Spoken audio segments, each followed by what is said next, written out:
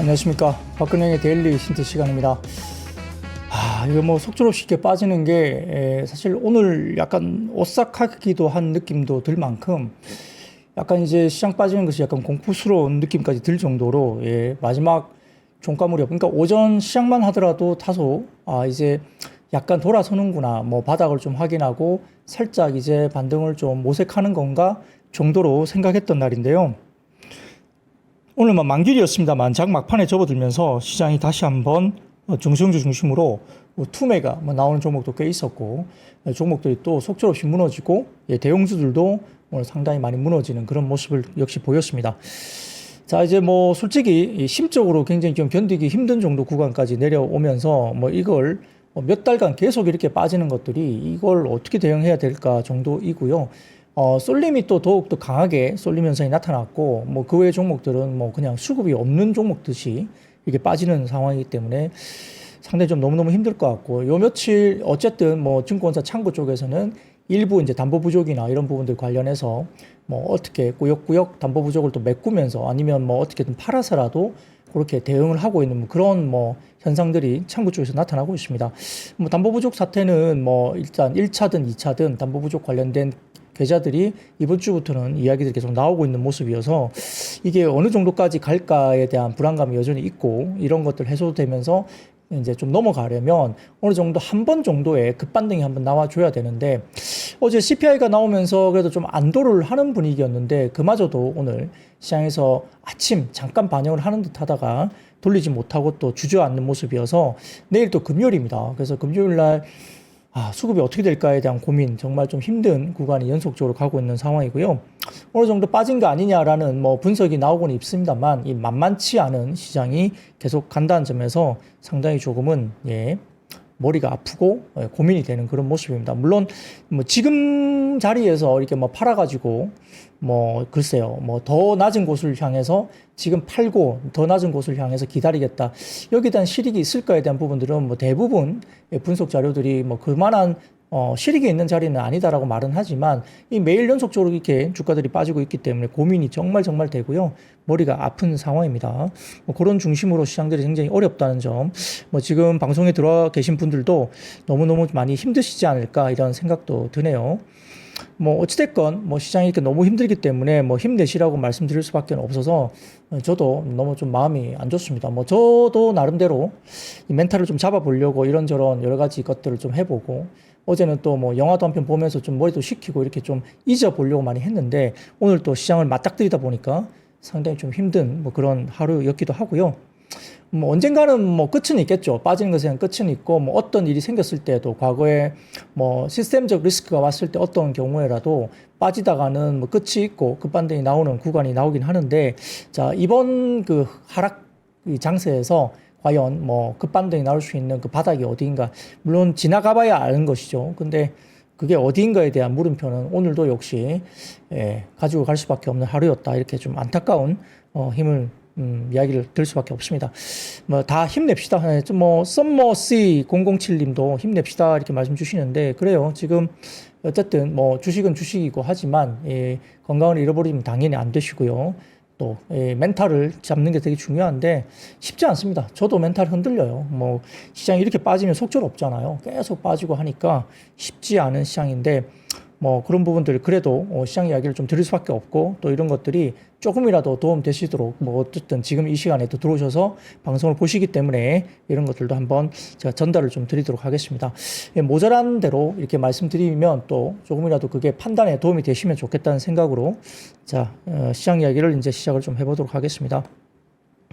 코스피는 13포인트 수준 상승 출발 보였습니다. 모처럼 상승 출발을 오전에 보였기 때문에 이제 좀 돌아서나 싶었었긴 합니다. 장 초반에는 제약바이오 일부와 그 다음에 건설 중소형 그리고 남북경협, 양자 암호 관련주, 조선과 조선기자재, 해운과 종합 3사, 전선과 전력설비, 우주항공, 디지털 화폐와 영화 컨텐츠 등의 강세 출발 보였습니다. 미국 직상은 레드웨이브 전망에 트럼프 트레이딩이 강화되면서 테슬라와 비트코인 관련 자산 상승폭이 확대되는 또 모습을 보이기도 했습니다. 테슬라는 그 전날 좀 6%대 이상 빠지기는 했지만 다시 플러스권으로 돌아서기도 했고요. 비트코인도 역시 추가적으로 올라가는 모습을 보였죠. 이미 9만 달러를 넘어섰습니다. 자, 10월 소비자 물가 관련해서 나왔는데요. 역시 전월비 0.2% 그리고 전년비 2.6% 상승했고 핵심 소비자 물가는 전월비 0.3% 그리고 전년비로는 3.3% 올라서 시장 예상치에 부합을 보였습니다.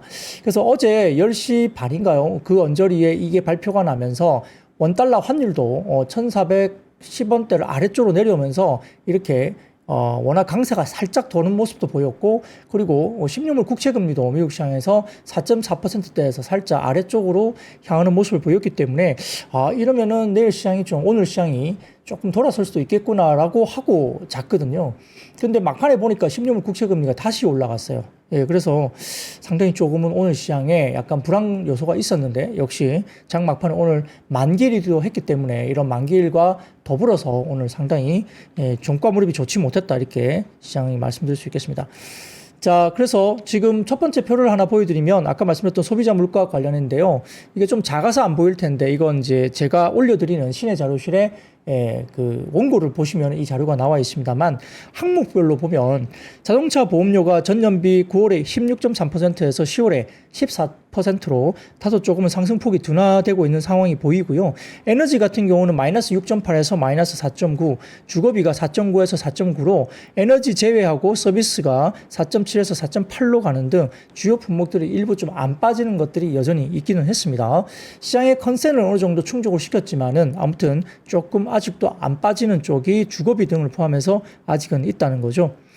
자, 금리 하방 요인으로 일단은 CPI가 안정적으로 나왔다는 것 때문에 10년물 국채 금리란 이런 것들도 금리 하방 요인으로 작용하는 분위기인데, 공화당의 상하원 다수당 확정 소식이 또 되면서 오히려 10년물 국채 금리가 후반에 반등을 줘버렸습니다. 10년물 국채 금리가 4.48%로 이제 마무리가 됐죠.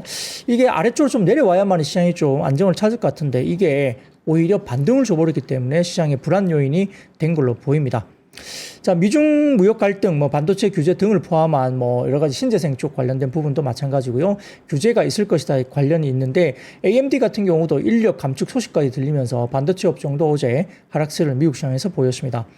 코스피는 전일 2417포인트대까지 하락세를 보였었고, 낙폭과대 인식 속에 오늘 오전 같은 경우는 저가 매수세가 유입되기도 했습니다.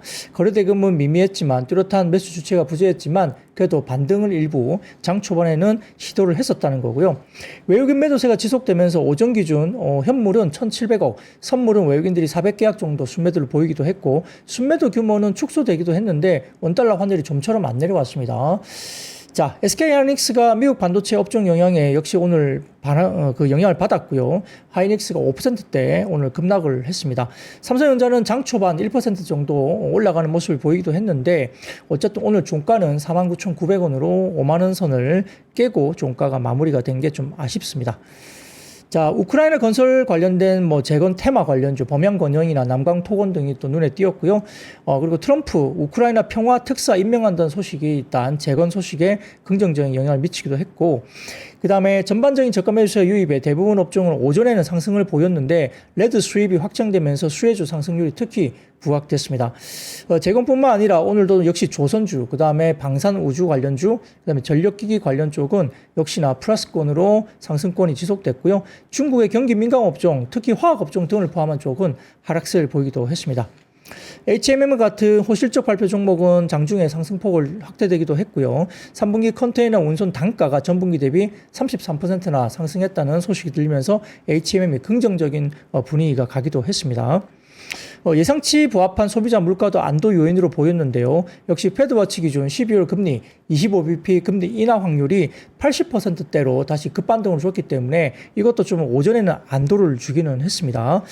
다만 레드 수입 확정이 되면서 역시 금리와 달러 강세가 지속되면서 근본적으로 외국인들의 대형주 매도세는 역시 지속됐다 볼 수 있는 상황이고요. 삼성전자에 대한 저가 매수가 유입되기도 했고, 약간 돌아서라라는 느낌도 좀 들었지만 외국인이 여전히 순매도 국면이었고, 코스닥 같은 경우도 저가 매수에 유입되면서 사거래일 만에 반등을 주는 듯 했으나 오후장 들면서 또다시 종목들이 빠지기 시작했습니다. 너무 계속 연속적으로 두드려 맞고 있는 상황이고요. 일부 제약바이오나 엔터 업종이 강세 보이기도 했는데, 제약바이오는 강세를 보이다가 다시 좀 꺾이는 분위기도 가기도 했고요. 장중에 알테오젠 같은 종목은 상당히 좀 견조한 모습을 보이기도 했습니다. 엔터 업종 업종은 어제 말씀드렸던 JYP 엔터가 상당히 실적이 좋게 나오면서 오늘 긍정적인 분위기가 내기도 했고요. 2차 전지도 부진한 가운데 제약바이오 업종이 어느 정도 받쳐주기도 했고, 펩트론 같은 경우도 오늘 좀 오전에 상당히 좋은 모습을 보이기도 했고, 알테오젠 등도 그렇고, 리가켄 바이오까지도 오늘 장중에 오전에 상당히 좋았지만, 리가켄 바이오는 주종가 무렵에 좀 아쉽게 마이너스권으로 마무리되긴 했습니다. 자, 그래서 JYP 엔터 같은 경우도 전년 동기 대비 10% 증가한 영업이익 호실적을 발표하면서 엔터 업종의 상승세를 이끌었고요. 카페24도 호실적 발표 이후에 상승세가 지속되는 모습이었고, 리노공업도 3분기 실적 컨센서스 하회되면서 약세였는데요. 오늘 특히 좀 오후장에서 멘붕이 온 종목으로 굳이 꼽는다면 실리콘2입니다. 기대치가 상당히 높았었는데, 그건 좀 이따 제가 말씀드리겠지만, 오늘 이게 이렇게 빠질 일인가 싶을 정도로 완전 개인들보다는 기관들의 100만 주 넘는 투매가 나오면서 이렇게 박살을 내버렸죠. 주가를. 그래서 기관들이 이렇게 할 일인가 싶은데요. 아무튼 그 이야기 좀 이따 제가 드릴 거고요. 자, 전반적으로 전날에 매섭던 하락과 공포 심리가 오전에 완화된 모습을 보이기도 했지만 외국인 매도세가 이어지면서 종가 무릎의 만기일 영향 때문에 역시 낙폭을 키우면서 마무리가 썩 좋지 못했다 볼 수 있겠고요. 전일 종가인 코스피 2417포인트 정도면 PBR 기준으로 밸류에이션 측면에서 0.85배 정도 수준입니다. 지난 8월 5일 저점과 트럼프 1기 때 미중 무역 분쟁 격화 시 그리고 반도체 업황 우려 등의 앞지하가 겹쳤던 2018년 10월에 저점 수준이 0.85배이기 때문에 전일 종가 기준에 거의 왔습니다. 그래서 지금 시스템 리스크가 아닌데도 불구하고 지금 이렇게 무역 분쟁 격화라든지 반도체 업황 우려라든지 그다음에 여러 이야기들이 있는 그때와 거의 비슷하게 지금 주가가 빠져 있는 점에서 역시 글쎄요. 생각만큼 이렇게 기술적인 부분에서 어느 정도 방어돼야 되는 정도 자리까지 빠졌다고 하는데도 불구하고 지수가 힘을 못 쓰고 있죠. 그래서 코스피 기준 같은 경우는 한 2350 정도까지는 한번 갈 수도 있다. 2400 언더 어느 정도 열어놔야 된다 이야기가 계속 나오고 있었는데 모르겠습니다. 2350 정도에서 정말 브레이크가 걸릴 수 있을지 그것도 지켜봐야 되겠죠. 코스닥의 낙폭은 오늘 더 컸습니다. 업종별로는 전기 가스업과 운수장비, 의료정밀이 강세였고요. 반면 화학과 종이, 목재, 전기, 전자 약세였습니다. 말씀드렸던 조선업종 가운데 미국 군함 MRO, 유지, 보수, 정비, 수주 라이센스 취득했던 한화오션과 HT 현대중공업 등이 강세를 보였고요. 트럼프 행정부에서 동맹국을 통한 선박 건조나 수리시장 확대 기대감이 역시 유입되면서 엔진 관련주, SX 엔진이나 한화 엔진 등도 눈에 보였고, 역시 최근에 한화 그룹주가 상당히 분전을 하고 있다는 점, 특히나 한화 그룹주들이 눈에 띕니다. 자, 전력설비 관련주도 HC 현대일렉트릭 등이 이제 강세를 보였고요. 일진전기나 이런 쪽도 오늘 모습이 괜찮았고, 두산 에너빌리티는 한전 KPS와 가스터빈 서비스 사업 협력, MOU 체결 등, 그리고 전일 호실적을 발표했던 한국전력도 상승세가 일단 장중에 나타났습니다. 한국가스공사도 장중에 플러스가 났었나요? 네. 전기료 인상에 대한 호실적 기대도 한국전력에 긍정적인 모멘텀으로 작용을 했고요.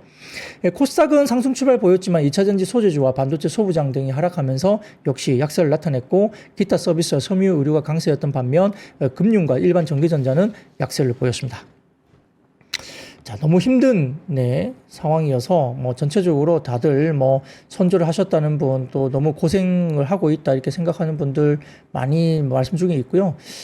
상당히 좀 이제 모르겠습니다. 차분하게 대응하기가 정말 힘들 정도로 정말 계속적으로 빠지는 것이 너무 시장이 힘들게 만든다. 개인 투자자들 너무 힘들다 이렇게 생각이 들고, 기관들은 무슨 생각으로 하는지 모르겠는데 아무튼 투매를 막 나타내는 그런 일부 종목들도, 기관발 투매가 막 나오는 종목들도 꽤 있기 때문에 기관들도 요즘에는 마음에 안 들면 그냥 막 때려버리는 그런 시기로 가기 때문에 전혀 도움이 안 되죠. 기관 투자자들이. 그런 것들 중심으로 수급 공백이 계속 이어지고 있다 볼 수 있겠습니다. 자, 그러면 첫 번째 매크로 지표 하나 보여드리겠습니다. 첫 번째 매크로 지표는 12월 25bp 금리 인하 확률 관련해서 패드워치 자료인데요. 하나 띄워주시면, 어제 CPI가 발표된 다음에 시장은 좀 이렇게 마음이 좀 안정을 찾은 것 같아요. 그것만 놓고 보면. 그래서 12월 달 25bp 금리 인하 확률은 82%대로 올라갔습니다. 이게 거의 반반 수준으로 동열과 25bp 금리 인하가 반반 수준까지 거의 비슷하게 올라왔었는데, 어제 CPI 발표 이후에 25bp 금리 인하가 82%까지 왔고요. 그래서 이게 어떻게 될지는 잘 모르겠습니다만 아무튼 뭐 금리 인하가 뭐 원래 그대로 사이클대로 가면 다행인데 트럼프 관련된 이슈 때문에 금리 인하 사이클이 조금 늦어지거나 지연될 수 있다는 우려가 역시 아직은 존재하기 때문에 금리 인하 사이클이 단기에 끝날 수 있다는 우려가 역시 시장을 상당히 좀 힘들게 가고 있는 만드는 것이 아닌가 이런 생각도 계속 해볼 수 있겠습니다. 자, 그 다음 표 보여드릴게요. 자, 이게 뭐 어느 정도 도움이 될지는 모르겠는데, 하나증권에서 오늘 퀀트 연구 자료에서 이렇게 나온 자료인데, 11월 13일 어제죠. 어제 코스피 관련해서 3개월 수익률입니다. 어제 기준으로 14% 정도 기록했어요. 이게 보면 직전 3개월 수익률이 2011년 8월 9일 날 14.83%, 그리고 2018년 12월 20일 날 직전 3개월 수익률이 14.84%, 그리고 2020년 3월 11일에도 16.4%, 22년 6월 달에도 14.6%, 어제 같은 경우는 14.35%. 그러니까 거의 이제 직전 3개월 수익률이 한 14에서 15 정도 퍼센테이지로 빠졌을 때, 직전 3개월 코스피가 빠졌을 때 향후 3개월 수익률은 거의 대부분 성과가 항상 플러스가 나왔다는 겁니다. 그러니까 어제 기준 대비 코스피가 3개월 수익률이 14%고 오늘 또 빠졌으니까 더 많이 빠졌겠죠. 근데 이걸 가지고 14% 정도 빠졌을 때 그때 기점으로 3개월 뒤에 코스피를 그때 이거 보니까 뭐 2011년도에 신용등급 강등, 뭐 중국의 무역 정쟁 심화, 코로나 팬데믹, 그다음 미국의 기준금리 75bp 대폭 인상, 뭐 이런 것들이 다 지나가면서도 14에서 15% 정도 빠지고 난 다음에 그 이후에 3개월 뒤에 수익률을 보니까 모두 항상 플러스가 나왔다는 거죠. 물론 빠진 만큼 다 올라가는 건 아니었는데 뭐 빠진 만큼 딱 똑같이 V자로 똑같이 이게 플러스 성과가 나오는 건 아니지만 그 뒤 3개월 뒤에는 100% 플러스로 올라왔다는 이야기를 하는 겁니다. 이거는 이제 하나증권의 퀀트 이야기라서 결국 이제 어제 저점 그리고 뭐 하루 이틀 더 뭐 빠질지 그럼 2350까지 갈지 모르겠지만 어느 정도 고점 대비 14, 15% 정도 빠지게 되면 3개월 뒤에는 일단 항상 플러스 효과가 나왔다는 거죠. 그래서 기술적으로는 이 정도 빠지면 기술적으로는 반등 구간에 좀 들어올 수 있다는 퀀트 연구 자료인데 참 무의미하게 느껴질 정도로 속절없이 오늘도 힘없이 빠지니까 상당히 좀 어려워지는 거죠. 네. 그래서 이게 뭐 의미는 없을 수도 있고 느낌에 이게 뭐 너무 이렇게 뭐라 그럴까 비관적으로 뭐 이게 무슨 의미가 있어라고 개인 투자자들이 생각하실 수도 있을 것 같아요. 요즘 분위기는. 뭐 그렇습니다만 그래도 어쨌든 뭐 이렇게 뭐 언제가 저점이 될지 모르겠으나 그래도 기본적인 어떤 기준 이런 것들에 대해서 말씀드릴 수밖에 없기 때문에 한번 이런 것들도 한번 제가 참고 사항으로 한번 가져와 봤습니다. 뭐 맞을지 틀릴지는 잘 모르겠습니다만 언젠가는 바닥은 오겠죠. 자, 그래서 한번 참고를 해보시면 좋을 것 같습니다. 매크로 지표 여기까지 말씀을 드리고요. 자, 그러면 첫 번째 섹터로 한번 넘어가겠습니다. 역시 오늘 전선과 전력 설비 관련주는 상당히 좋았습니다. 국민의힘 김상훈 정책위원장과 배준영 국민의힘 원내 수석 부대표 그리고 진성준 민주당 정책위원장 관련해서 박성준 민주당 원내 수석 부대표도 전일 국회의원에서 2+2 회동을 갖고 정기국회 내에 처리할 민생법안 논의를 이어갔는데 반도체 등의 첨단 산업에 대한 원활한 전력 공급을 겨냥한 국가기관 전력망 확충 특별법 등 6건의 법안을 정기국회에서 처리했다라고 이야기가 나왔습니다. 뭐 이것 때문에 역시 트럼프 미국 대통령 당선에 따라서 미국 내 인프라 투자도 역시 기대감이 커지고 있기 때문에 긍정적으로 작용했고요. 자, 이 분위기로 전선과 전력 설비, 변압기 이쪽도 오늘 긍정적인 주가 흐름이 나타났고요. 제일일렉트릭, 산일전기, 현대일렉트릭, 효성중공업, 일진전기 등등 종목들이 상당히 좋았습니다. 한국전력도 오늘 분위기가 좋았죠. 자, 그래서 그 다음 헤드라인 하나 보여드릴게요. 오클로, 이게 오픈 AI 쪽하고 관련이 있는 관련인데 오클로가 미국 데이터 센터의 최대 750메가와트 전력 공급을 위한 파트너십을 확보했다. 이게 외신에서 이야기가 나오고 있습니다. 그래서 어쨌든 미국 시장도 지금 전력 확보, 데이터 센터 관련된 전력 확보라든 이런 것들이 원전까지도 역시 같이 이야기가 되고 있기 때문에 전선, 변압기, 그다음에 원전 이런 관련해서도 상당히 지금 계속적으로 긍정적인 이야기들이 커멘트들이 나올 수밖에 없는 구간이다 이렇게 말씀드릴 수 있겠죠. 그래서 이런 중심으로 지금 전력기기나 변압기 그다음에 원전까지도 관심을 받고 있다라고 말씀드릴 수 있겠습니다. 오늘 상당히 좋았던 상대적으로 좋았던 섹터 중에 하나로 볼 수 있겠죠. 자, 두 번째입니다. 오늘 조선과 방산, 남북 경협이 상승했는데, 자, 어제 뭐 한화오션 같은 경우도 상당히 많이 빠졌습니다만, 오늘 갑자기 또 장대 양봉으로 올라오면서 한화오션이 최근에 주가가 올라가는 모습들 다시 한번 보여주는 저력을 보여주기도 했습니다. 트럼프 대통령이 일단 대선에서 압승을 거두었고요. 뭐 공화당이 4년 만에 상원을 탈환하면서 상하원 다 레드 스윕이 일단 진행되는 상황이었고, 여기에 따라서 트럼프 대통령 당선인이 추진할 여러 가지 정책들을 상당히 탄력을 받을 수 있다, 정책의 힘을 받을 수 있다, 이런 전망이 뭐 될 수밖에 없기 때문에 이런 부분에서 조선업종이나 방산, 그다음에 남북 경협 재건 이런 쪽도 역시 긍정적인 분위기로 갔습니다.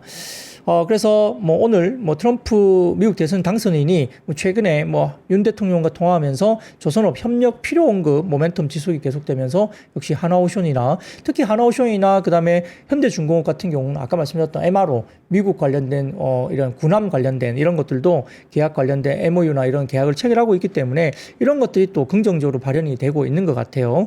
그래서 뭐 하나오션, 현대중공업, 그다음에 엔진 관련주들도 역시 조선과 조선 기자재 종목들이 상당히 긍정적인 흐름이 나왔다라고 보입니다. 그래서 뭐 여러 가지 MOU는 뭐 직접적인 그 완전 본계약이 아니라고 생각은 드는데 뭐 그래도 최근에 MRO 관련된 기대감이 상당히 높아지고 있고 뭐 그래서 지금 최근에 상당히 주목을 받고 있는 종목 중에 하나가 한화오션이 아닌가 싶습니다. 자, 그러면 세 번째입니다. 오늘 건설기계나 재건 모듈료 주식 관련된 쪽도 상승을 보였는데요. 역시 그 트럼프 미국 대통령 당선인이 우크라이나 전쟁 휴전 협상을 이끌 특사 파견을 준비 중이라는 소식이 전해졌습니다. 최근에 러시아 쪽에서 푸틴 대통령과 트럼프 당선인과의 전화 통화는 사실무근이다라고 거짓말이라고 공식 발표를 한 뒤에 재건이라든지 건설기계가 그때 확 빠졌거든요. 근데 지금 트럼프 당선인이 우크라이나의 전쟁 휴전 협상을 이끌 특사 파견을 준비하고 있다 이 소식이 전해지면서 말씀드렸던 건설기계나 재건, 모듈료 주택 관련된 종목들이 역시 주가들이 올라왔습니다. 역시 테마성이죠. 이런 부분을 관련해서 우크라이나 평화 특사를 빠른 시일 내에 임명할 가능성이 있다라고 이야기되고 있고요. 신뢰성이 매우 높은 고위 특사를 통해서 해결책을 찾고 평화적 합의에 도달하는 임무를 맡게 될 것으로 알려졌습니다. 트럼프 당선인은 역시 24시간 내에 종전시키겠다라고 큰 소리를 쳐왔기 때문에 이런 방향으로 뭔가는 행동을 하겠죠. 뭐 그런 것들 관련해서 역시 최근 들어서 관련된 재건 테마, 건설 기계 쪽이 움직이고 있는 모습이고요. 자, 트럼프 당선인이 집권 1기 때 과거 2017년 때에도 우크라이나 특사를 파견한 그 경험이 있습니다. 당시에 파견된 크루트 볼커 특사가 있었는데 2014년 러시아의 크림반도 강제 병합 이후에 러시아와 우크라이나 간 군사적 긴장 관계를 해소하고 전면전을 미연에 방지하는 역할을 맡은 바 있었다고 알려집니다. 근데 결국은 평화적 합의를 이끌어내지 못했고 2019년 사임했다고 알려졌고요. 2022년도에 결국은 우크라이나 전쟁이 발발하면서 바이든 행정부 때는 특사 파견이 이루어지지 않은 걸로 알려집니다. 그래서 특사 파견 관련된 이슈는 있는데 이게 뭐 종전이 된다라고 당장 말하기는 좀 어려울 수도 있겠지만은 뭐 그럼에도 불구하고 역시 특사 관련된 부분도 우크라이나는 또 미국이 지원을 안 해주면은 전쟁을 치를 수가 없죠. 뭐 일단 물량이라든지 돈이 없죠. 그렇기 때문에 아마 트럼프 당선인이 지원을 해주지 않는다고 나서면 뭐 당장 어떤 영토보다는 안전보장이 우선이다 이렇게 이야기가 우크라이나 쪽도 나오고 있죠. 그러니까 약간 뭐 영토를 좀 포기하더라도 안전보장을 확인해 달라, 확보해 달라 이런 이야기를 개런티를 해달라는 이야기가 슬슬 나오고 있는 듯해요. 뭐 그럴 수밖에 없죠. 젤렌스키 대통령이 지금 그거밖에는 할 게 없어요. 돈을 안 주면 뭐 그런 분위기에서 역시 좀 그 방향으로 이야기가 되지도 않을까 생각은 듭니다. 다만 뭐 우리나라 관련된 종목들이 얼마나 수혜를 받을 것인가 문제는 또 별개의 문제이기도 하다. 이런 부분에서 최근에 수급적인 움직임에 따라서 주가들이 움직이는 점도 지켜봐야 되겠죠. 자, 세 번째 이슈까지 말씀드렸습니다. 그럼 네 번째 이슈입니다. 오늘 역시, 반도체 관련주가 상당히 좋지 못했고, 역시 하이닉스가 5%대 급락을 보였고, 삼성전자는 저가 매수가 유입되긴 했지만, 종가 무릎에 49,900원으로 5만원이 깨지면서 마무리가 됐습니다. 자, 뭐 AMD 같은 경우도 감원에 대한 부분들을 일단 인력을 4% 정도 감축하기로 이야기를 한 것 같아요. AMD는 엔비디아의 대항마로 불리는 회사이기도 했는데 지금 뭐 반도체 관련 쪽에서 역시 이렇게 관먼 관련된 이야기가 나오다 보니까 구조조정 대상이 1000명 정도로 예상이 된다고 합니다.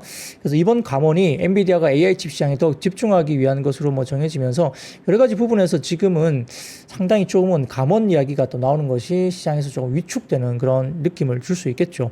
더군다나 트럼프 당선인이 칩스법 폐기 우려가 이야기되고 있다는 점도 상당히 좀 어려운 부분인데, 더군다나 슈퍼마이크로 컴퓨터가 회계 보고서 제출 마감 시간이 다가오면서 6.3%나 급락했습니다. 아마 시간 외에서도 추가시 6.25%나 또 빠졌기 때문에 이 슈퍼마이크로 컴퓨터 관련된 회계 보고서 제출 마감, 상패 우려 이런 것들도 반도체 섹터에 썩 좋지 못한 분위기로 가고 있는 분위기죠.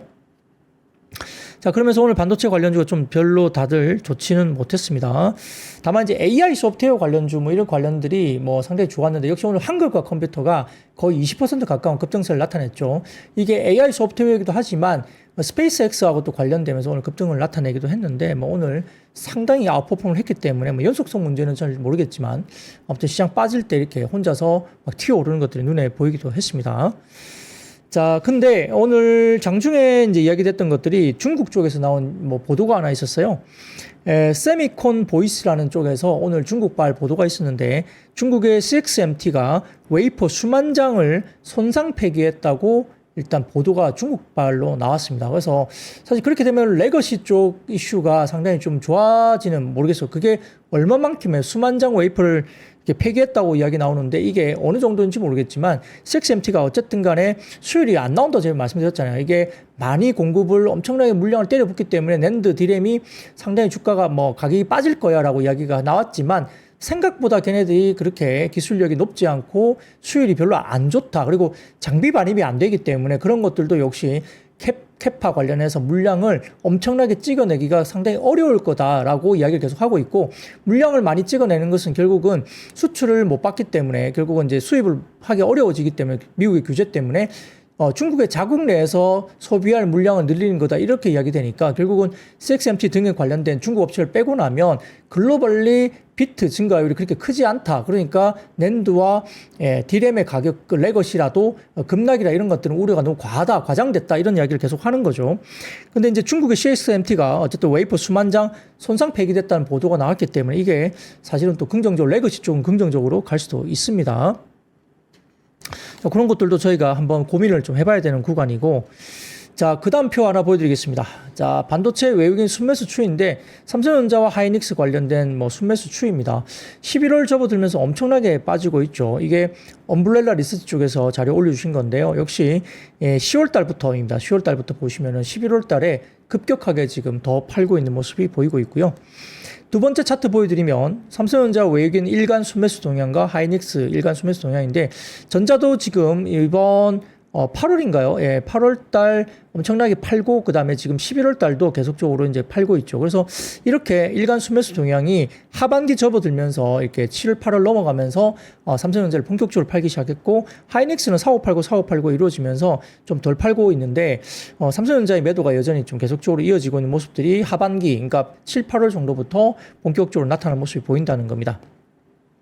그래서 아마 외국인들의 지분율이 뭐 52% 정도 되나요? 50% 초반 정도 되는데, 지분율이 뭐 49%? 뭐 50% 정도까지 조금 더 빠져야 되지 않냐, 뭐 그런 말을 하는 분도 계시고요. 뭐 지분율이 무조건 절대적으로 그렇게 가야 된다는 건 아니지만, 조금 최근에 외국인들의 매도가 역시 나오는 부분들에 대해서 우려를 아직은 많이 하고 있습니다. 자, 그래서 뭐 다음 표 보여드릴게요. 이게 KB증권의 자료인데요. 삼성전자의 PBR 한 배의 의미인데, 지금 PBR 한 배는 깨졌습니다. 지금 삼성전자가 0.84배인가요? 8 몇 배 되거든요. 0.8 얼마 정도 됩니다. 0.9배를 깼습니다. 그렇기 때문에 삼성전자가 깼는데, 이 표에서 오른쪽 박스를 보세요. PB 한 배 이하에서의 사례 중에 주가가 부진했던 세 번의 사례가 있는데, 2014년과 15년, 2018년 세 번이 있습니다. 약간 아주 진하게 보이는 색깔의 실선이 2014년도였고, 이게 한 배 미만이었고요. 그다음에 15년, 18년, 2024년인데 노란색이 24년이죠. 근데 회색 부분에 보면은 2018년도 빠졌을 때하고 거의 비슷하게 0.8배 초반 정도까지 빠졌죠. 그래서 최후의 보루가 뭐 그렇게 본다면은 삼성전자 같은 경우는 PBR 한 배 이하로 빠졌을 때는 이제 주가 올라온다는 이야기를 하고 있는 것 같아요. 그래서 이 표에서 왼쪽으로 보시면 PBR 한 배 미만으로 빠졌다가 그게 T 플러스 T 플러스 40일, 뭐 30일, 40일 이때쯤부터 보면 주가가 돌아서기 시작하면서 쭉 그 다음에 T 플러스 180일 한 6개월 정도 동안 쭉 주가들이 어쨌든 회복을 꽤 보여줬다는 이야기를 하는 것 같아요. 최악의 사례였던 2015년 수준의 주가 하락이 이미 삼성전자가 와 있다는 겁니다. 2015년 주가가 빠진 0.8배 초반 정도까지 지금 삼성전자 PBR 1배 미만으로 빠진 겁니다. 그래서 이렇게 주가 하락이 있었을 때 시간이 지나서 한 6개월 정도 뒤에는 꽤 높은 수익률이 나오는 경우가 꽤 많았다. 이렇게 보여주는 사례인 것 같고요. 자, 그 다음 표입니다. 그 다음 표를 보시면은 삼성전자 PBR 1배 역사인데요. 이 보시면 아까 말씀드렸던 위쪽에 보시면은 1배 정도 찍었을 때입니다. 그리고 1배가 약간 하회했을 때 이런 모습인데 그 1배 찍었을 때 대부분 보면 금융위기 때와 유사하게 이 고점 대비 낙폭인데요. 대부분 낙폭이 한 40% 정도까지 낙폭이 내려오죠. 그래서 PBR 1배를 거의 찍으면서 아니면 PBR 1배를 하회하면서 고점 대비 낙폭이 많게는 한 40% 정도 이상 빠졌다는 게 보입니다. 이게 2008년, 9년도 이때 40% 이상 고점 대비 낙폭을 키운 거죠. 그래서 아래쪽에 그래프가 이제 40% 정도 빠졌느냐 아니면 과거에 한 30% 빠졌느냐 이걸 보여주는 건데 최대한 40% 정도 조금 넘게 빠진 게 있었죠. 근데 지금 그만큼 빠진 거예요. 금융위기 때와 거의 비슷하게끔 고점 대비 빠진 게 지금 주가가 빠져 있다는 겁니다. 40% 정도 빠져 있다는 거죠. 그래서 이렇게 보면 의미가 있는 자리까지 좀 빠진 거 아니냐 이런 이야기를 KB증권에서는 하고 있어요. 근데 많이 빠진 건 많이 빠진 건데 여기서 주가가 V자 반등 또는 뭐 급하게 주가가 바로 올라갈 거야 말하는 건 좀 다른 이야기라고 부연 설명은 하긴 합니다.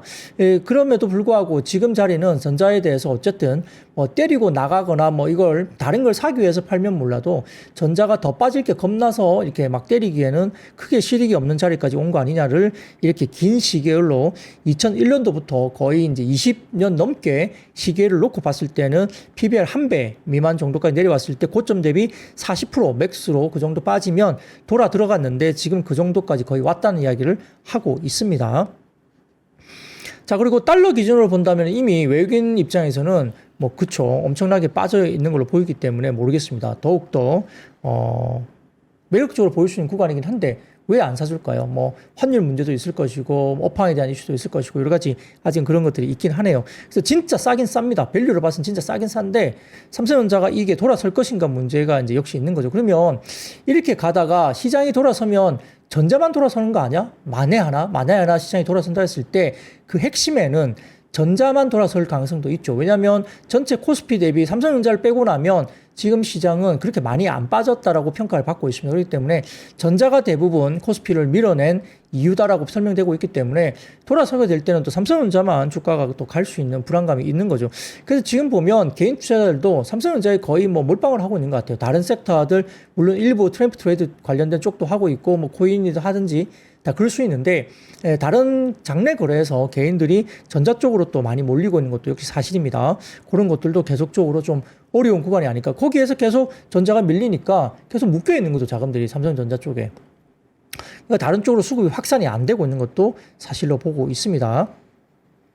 자, 그래서 KB증권에서는 자, 이렇게, 전자가 좀 힘든데, 어쨌든 뭐 밸류상으로는 좀 빠질 만큼 빠졌고 매력적인 구간까지 왔다. 그런데 전자를 살 것이냐, 아니면 뭘 살 것이냐 고민인데, 이 구간에서라도 역시 그 다음 표 보여주세요. 그 다음 표 보여드리면, 미국의 건설 투자 증가율 비교인데, 역시나 제조업, 이 부분에서는 역시 제조업들, 그러니까 삼성전자 등을 포함한 제조업을 보기보다는 이와 파생된 쪽, 전력 설비, 원전, 뭐, 석탄, 석유, 변압기, 송전망 뭐 이런 쪽으로 결국은 전력 설비 건설 투자 증가율에 대해서 오히려 배팅을 하는 것이 맞지 않느냐 이야기를 하는 것 같고요.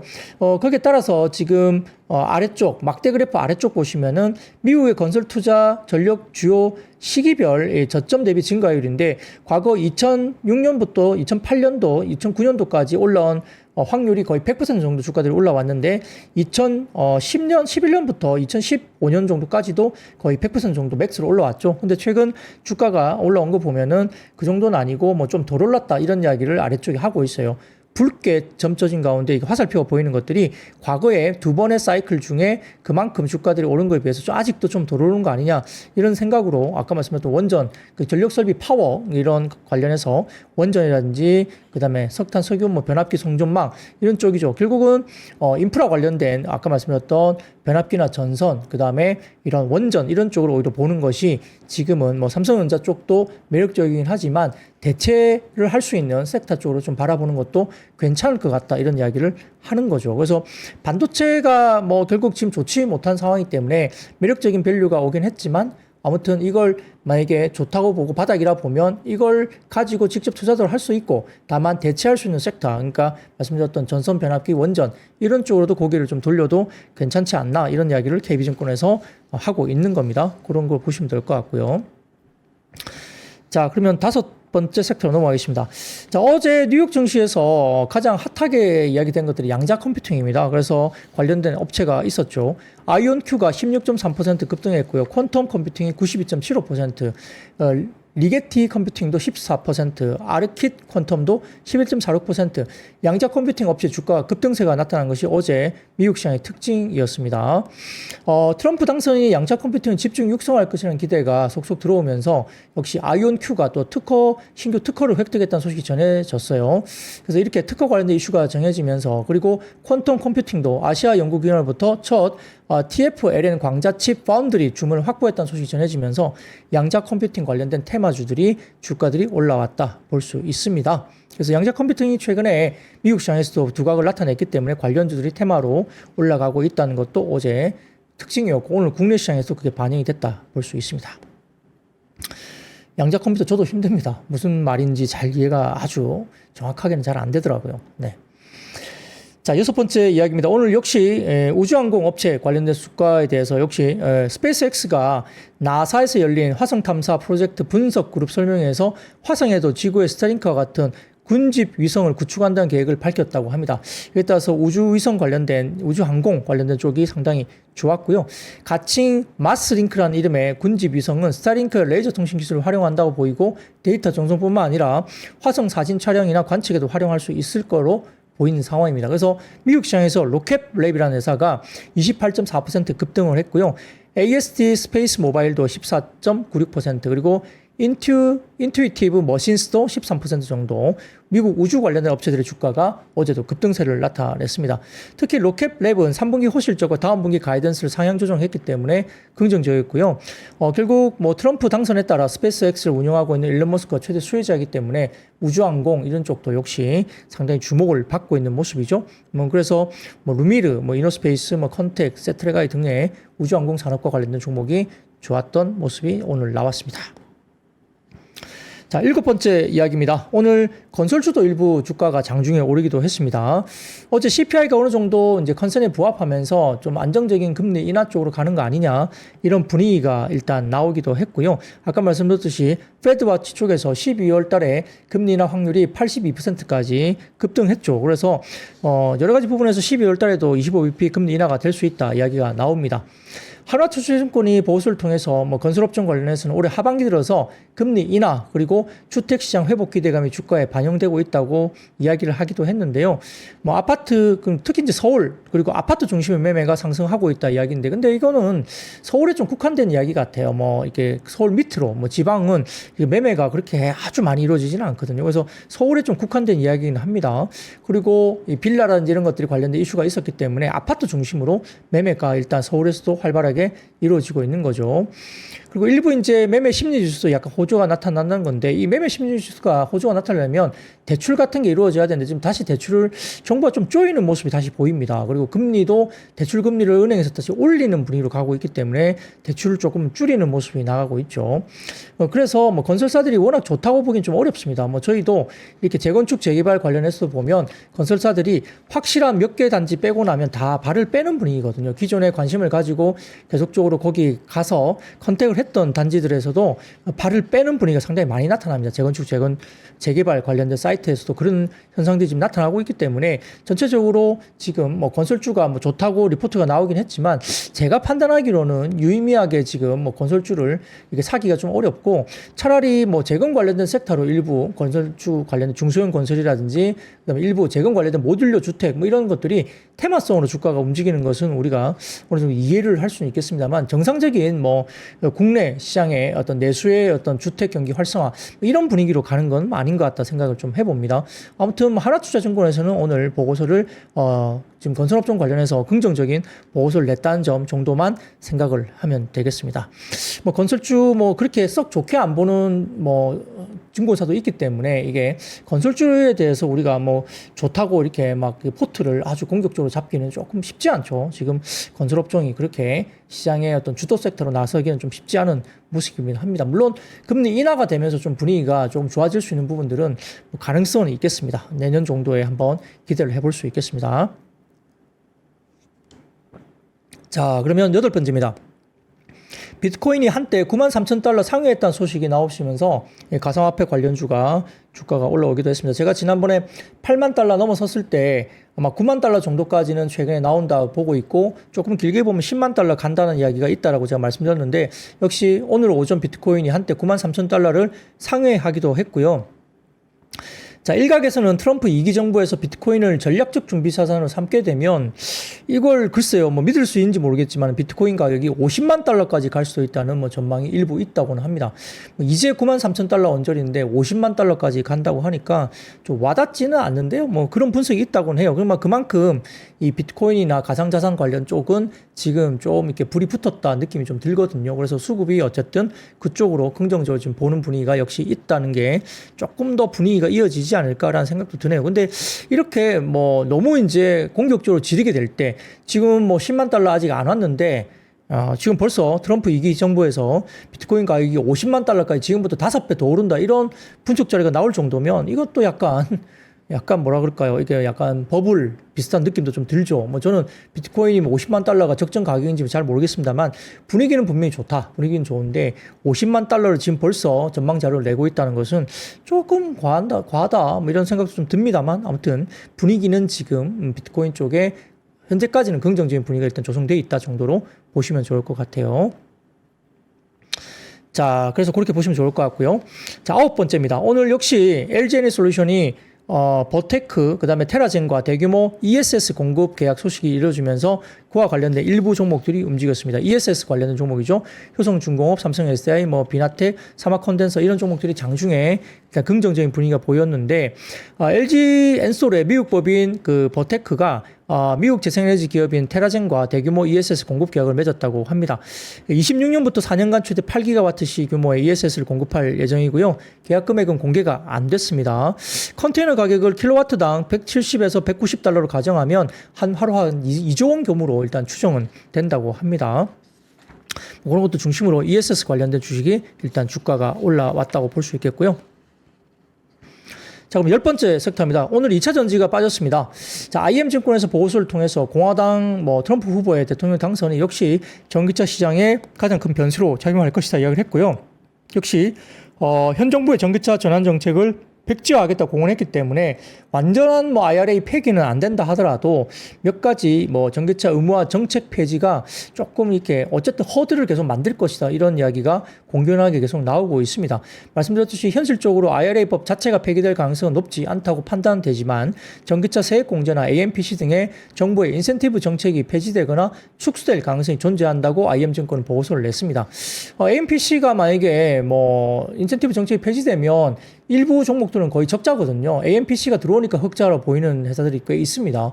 그렇기 때문에 AMPC를 안 주게 되면 적자이기 때문에 그러면 주가가 또 만만하지 않을 수 있다는 점 여전히 좀 아직은 불안하게 느껴지는 부분이 있고요. 삼성증권도 보고서를 통해서 글로벌 수요 회복 전망이 아직은 여의치 않다고 보고서를 했고 트럼프 2기 초반 정책 불확실성이 큰 상황에서 25년에 2차 전지 전후방 산업과 공급망 모두가 보수적인 전략을 제시할 가능성이 높다고 밝히면서 업황에 대해서 긍정적으로 돌려면 시간이 아직은 좀 필요하다. 주가의 기간 조정만 가지고는 안심하기 어렵다고 보고 있고 당분간 보수적인 전략 등이 필요하다고 삼성증권도 동일한 뉘앙스의 리포트를 내기도 했습니다. 자, 11번째입니다. 광군제 실망감 등의 중국 소비주 일단 오른 하락세를 냈는데요. 일부 지금 알리바바나 징둥 모두 구체적인 수치를 내놓지 않고 있어서 약간 불안하다. 광군제 관련된 지표가 좀 실망감이 있는 거 아니냐 이런 이야기가 나옵니다. 그런데 그건 아직은 안 나와서 저도 명확하게 말씀드리기는 좀 어렵습니다만 아무튼 이런 부분들 관련해서 소비 심리를 가늠할 수 있는 바로미터로 알려지고 있는 이런 광군제나 이런 부분들이 이제 어떻게 지표들이 발표가 될지 좀 주목을 해봐야 될 것 같아요. 그래서 오늘 여행이나 항공, 그 다음에 일부 화장품들이 주가가 빠졌는데, 자, 실리콘2가 급락했습니다. 그것 때문에 오늘 뭐 상당히 멘붕이었고요. 영업이익이 한 6% 정도 미스했습니다. 한 450억 정도 추정을 했었는데 425억대, 426억대 정도 나왔는데 약 6% 정도 영업이익이 미스를 했거든요. 근데 거의 뭐 장중에 한가 비슷하게 들어가니까 실리콘2가 뭐 그렇게까지 빠질 일인가 싶을 정도로 기관들이 완전 투매를 냈고요. 외국인들은 주식을 받았습니다. 주식을 받았는데 기관이 워낙 미친 듯이 팔았기 때문에 거기에 따라서 오늘 실리콘2가 너무 급락을 했죠. 약간 좀 멘붕인데, 자, 거기에 대해서 한투증권에서 오늘 장 후반에 일단 코멘트를 냈는데, 자, 일단 실리콘2의 3분기 실적 관련해서 매출이 시장 기대치를 좀 하회한 점은 다소 아쉬운 부분이 있지만, 그러나 새롭게 뜨고 있는 국가가 있는 점은 매우 긍정적이다. 여기에 대해서 미국뿐만 아니라 UAE라든지 유럽 쪽엔 폴란드와 네덜란드 쪽으로도 이제 확산세가 이루어지고 있다는 점에서 긍정적이라다 이야기를 했고요. 매출이 미스한 주요 이유는 미국 매출이 좀 증가하지 못했다. 이게 좀 아쉬운 부분인데, 미국 매출이 3분기에는 전분기 대비 5% 정도 증가를 했습니다. 그래서 미국 매출이 역성장은 아님에도 불구하고 5% 정도 성장에 대해서 지금 시장에서 기관들이 별로 그것을 그렇게 썩 좋게 안 본 모양이에요. 자, 근데 이제 한투증권에서는 이 부분은 다소 아쉽지만 어쨌든 역성장은 아니고 5% 성장을 했습니다. 개선되기에는 이미 너무 높은 수준에 있었던 이 부분들이 뭐냐면 결국 핵심이 GPM입니다. GPM인데 이것도 역시 매출 부분이 조금 아쉽긴 하지만 GPM이 이미 너무 높은 수준인데 이것마저도 개선됐죠. 전분기 대비 0.5%포인트나 GPM 마진율이 더 올라간 겁니다. 그래서 OPM이 이미 매우 역대 가장 높은 수준까지 기록하고 있기 때문에 이것도 22.8% 정도 수준이기 때문에 이것도 긍정적이라는 거죠. 근데 이렇게 거의 하한가까지 빠질 일이냐 이런 이야기를 한투증권에서는 하는 거죠. 3분기에 어떤 라이징 국가, 아까 말씀드렸던 UAE나 유럽, 폴란드, 네덜란드 이쪽 관련해서도 미국의 슬로우다운을 상쇄하지 못한 것은 다소 좀 아쉽긴 하지만 뭐 이런 아까 말씀드렸던 유럽이나 뭐 UAE 등의 기여도가 4분기 그리고 앞으로 계속 증가할 거기 때문에 자, 이런 것들에 대해서 주목을 한다면 이렇게 너무 심하게 빠진 것에 대해서는 이건 좀 아니지 않나 이런 코멘트를 일단 냈습니다. 주가가 빠지다 보니까 이런 코멘트까지 나왔는데 참고를 해보시면 좋을 것 같습니다. 자, 오늘 준비한 이야기는 여기까지입니다. 여러분 아시죠? I see you. 삶의 격을 높이는 9가지 지혜를 함께 나눕니다. 위즈덤 칼리지 시즌 2 영상 아래 링크를 클릭하시면 자세한 내용을 확인하실 수 있습니다.